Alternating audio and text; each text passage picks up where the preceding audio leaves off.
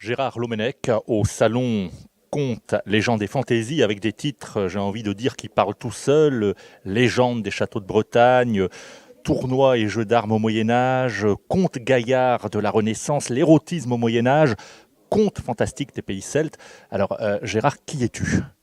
Donc moi je suis musicien, spécialiste du Moyen Âge et aussi historien et je travaille aussi dans le domaine de la mythologie celtique.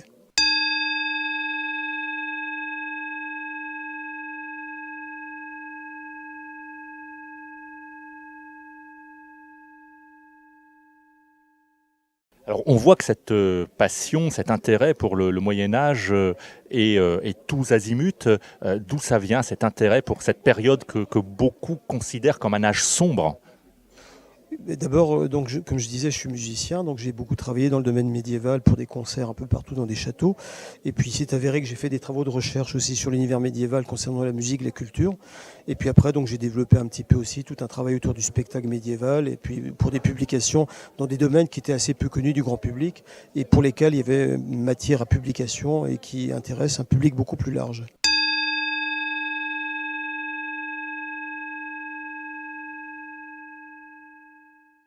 Qu'est-ce que le Moyen Âge a à nous apprendre sur notre époque? Ah bah, le Moyen Âge, c'est vraiment notre culture. C'est tout un domaine de recherche, un domaine de prédilection qu'il faut retrouver. Il y a aussi beaucoup de clichés qui sont véhiculés autour de cette période. Donc je crois que c'est important de dépoussiérer un petit peu toute cette période historiquement et d'en retrouver un petit peu les racines réelles. Gérard, on le disait tout à l'heure, donc beaucoup de titres en relation avec le conte.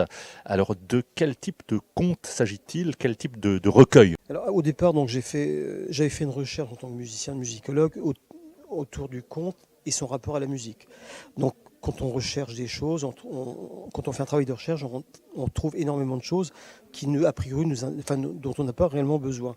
Et donc, je me suis aperçu qu'il y avait énormément de choses sur le conte qui pouvaient être utilisées pour des anthologies thématiques. Et au XIXe siècle, les contes étaient souvent publiés par des grands collecteurs, mais qui ne faisaient pas d'anthologie thématique. Donc moi, j'ai décidé d'en proposer des anthologies thématiques, donc sur la mer, sur les marins, sur les dolmens et les menhirs, sur les animaux, etc., sur le bestiaire.